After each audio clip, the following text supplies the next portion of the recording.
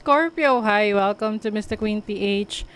At ito ang inyong yearly reading for 2026. Ayan, so we will see ano yung energies na parating sa inyo ngayong taong 2026. Meron tong tatlong parts. Yung first part, of course, this is the first part, overall energy. And then the second part is about money, career, finances, and then the third part is love life and family. So make sure kayo ay naka-subscribe, naka-follow, naka-like para kayo ay updated sa mga readings natin. Ayan. And paalala lang, ang reading na to ay general reading. So maari kayong makarelate, maaring hindi. Just take what resonates. And another reminder, this is my only account. Hindi po ako unang magme-message sa inyo to offer services. Kayo po ang magme-message sa akin. Bibigyan ko kayo ng link para sa booking page. Okay? Kasi merong mga nagre-re-upload ng aking mga videos at ginagawang parang ako yon, no? Like Mr. Queen PH din. Or anyone na nagre-re-upload ng videos ko. So, be vigilant na hindi ako yon. Tapos, i-report nyo just in case may mga ganong accounts na nagme-message sa inyo. Kahit saang platform. Kasi, whether this is TikTok, Facebook, YouTube, or sa Instagram. Okay? Let's see, Scorpio. Ano yung energy for you? 2026 for Scorpio. Overall energy, music. Uy, yung iba sa inyo, you are musically inclined or maaring meron kayong talento sa pagsayaw, pagtugtog ng musical instrument, or ito yung passion ninyo. Or maaring meron kang madidiscover about yourself na meron kang galing sa musika, sa larangan ng musika at entertainment. Your challenge is self-love. Nako, Scorpio, kailangan mas meron kayong oras at panahon sa inyong mga sarili. Diba?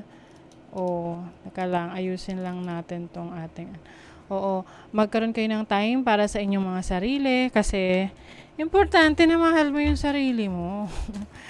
Paano mo mamahalin yung ibang tao kung ikaw hindi mo mahal sarili mo, 'di ba? Bigyan mo ng pagkakataon yung sarili mo na ikaw lang talaga, nakafocus ka ano yung needs mo, ganon. Your opportunity is spirituality. So this is your spiritual path. Maaring may opportunity ka na ma-discover pa yung iyong belief system. Pwedeng may nagbabago sa mga paniniwala mo. Ayan. Kaklarify pa natin yan mamaya. Now, your blessing is individuality. This is about yourself.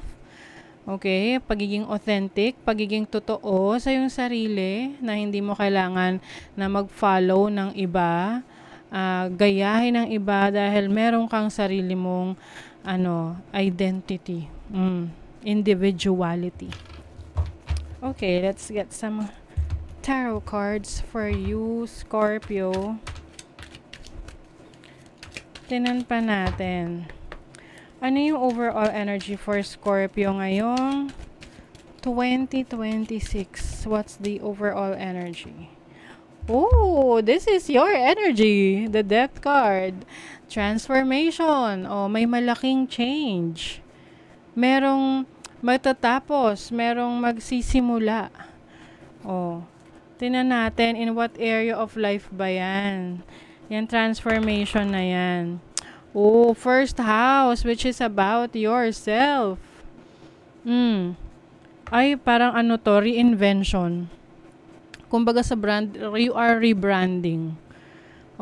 Kung dati, example, nakilala ka bilang isang actress, no? Actress. So, i-reinvent mo yung sarili mo on becoming who you want to be. Like, gusto mong maging singer, theater actress, ganon, actor, or ibang field. So, meron kang i-explore sa iyong sarili.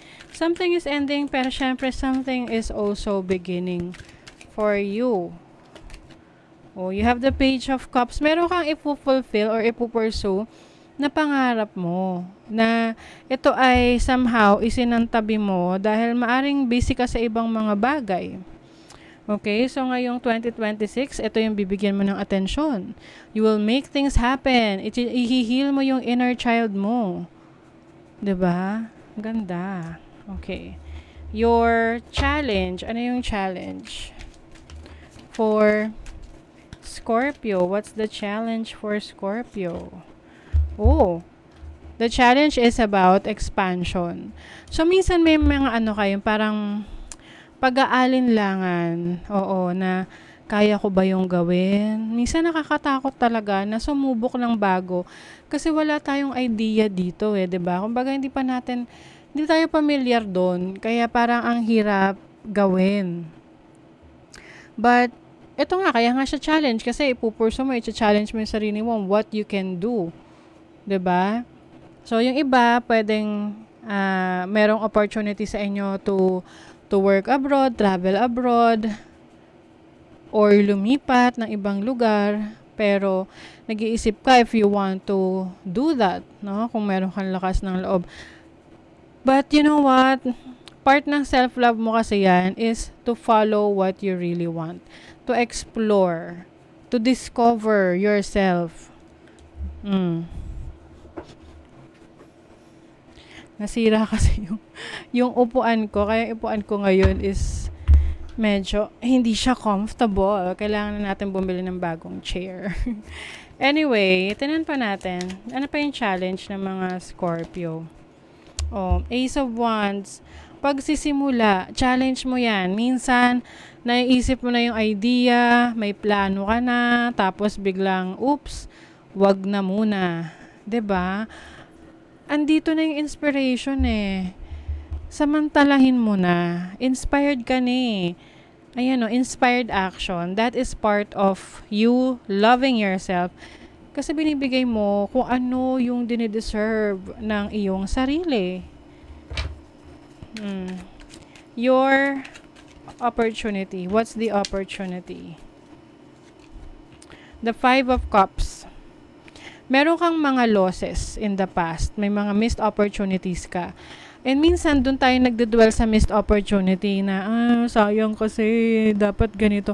Wala na eh. Kung wala na tayong magagawa doon, di na natin maibabalik yun.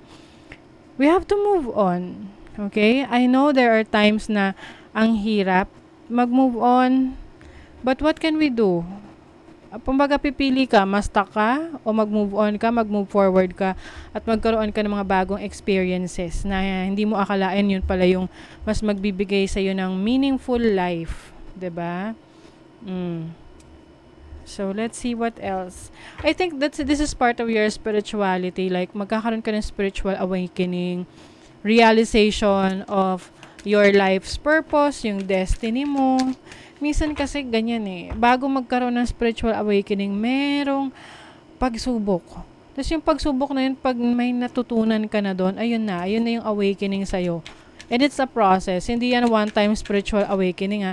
Ang spiritual awakening continuous yan. Diba? Oh my God. Judgment and the High Priestess. The High Priestess is your instinct, your intuition, your wisdom. So, may opportunity ka na gamitin mo yung nalalaman mo. Gamitin mo yung wisdom mo to change your life because judgment is about shedding your old skin. This is like a rebirth. Yung tipong, I think kaya siguro may transformation dito eh. So, kumbaga, yung dating ikaw, nagbabago na for the better. Kasi nare-realize mo na whatever thing na hindi na nagwo-work para sa kabutihan mo, yun yung nile-let go mo. And you are embracing your authenticity, who you really are. Okay? Wow. Meron kayong spiritual gifts, Scorpio. If iniisip mo, i-explore mo ba yan, this is your sign to explore your spiritual gifts. Okay, your blessing. The Queen of Wands. Your blessing is about freedom. Ito yung pagkakaroon ng kalayaan na magawa yung gusto mo, ma-express yung sarili mo, And you don't care if may mga tao na hindi matatanggap yung decision mo sa buhay, yung mga choices mo. But ang importante, masaya ka sa ginagawa mo. That is your blessing. Oh, you are walking away from something that is no longer serving your highest good. 'Di ba? So, anything na hindi na makakabuti sa'yo or parang you don't feel you belong to that situation, wala na. Alis ka na dyan. You're going to explore new things in your life. Yan yung realization mo sa buhay. You have the moon in Taurus in the second house. Money is going to be great ngayong 2026. It will be provided para sa'yo. Yung mga needs mo. And I think, kasi dahil mag-a-align yung abilities mo, talents mo, and dahil aligned siya, mamomonetize mo siya, and magiging, masagana. Oo. Restlessness, magiging busy. Maraming ganap, maraming kailangan gawin. Pwedeng may travel ka back and forth kung saan-saan ka pumupunta, but the freedom is there. You also have the sun in Sagittarius in the 9th house, enthusiasm. Alam niyo yung kanta, I'm alive, alert, awake, enthusiastic. So, the sun is about power. This is about your strength. So, meron kang lakas to pursue whatever you want to pursue, especially if this is about pag-aaral, higher learning, travel, exploration, your spiritual belief system. You have the power to, make that change and maging exciting yan para sa'yo. What else? Scorpio. Income diversification. So, dinadiversify mo yung sources of income mo. Hindi lang isa. Hindi lang dalawa. Meron kang multiple sources of income. And that is very smart of you. Dahil maaring ikaw ay mag-i-invest. Yung pera mo, mas palalaguin mo. So, maganda yan. Nada-diversify mo kung saan-saan mo na nagagamit yung iyong resources. May skills development. Isa rin yan sa goal mo ngayong 2026. To develop your knowledge, yung skills mo, para mas ma-upgrade mo pa yan, ma-enhance mo.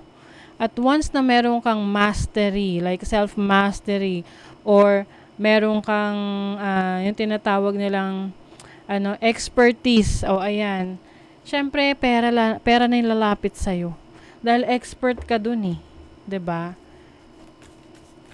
And also, satisfaction, kasi alam mo, you are doing your best.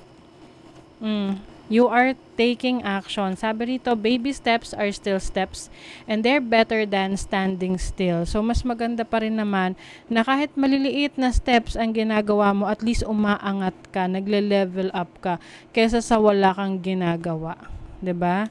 So, that is your reading, Scorpio. Thank you so much. See you again.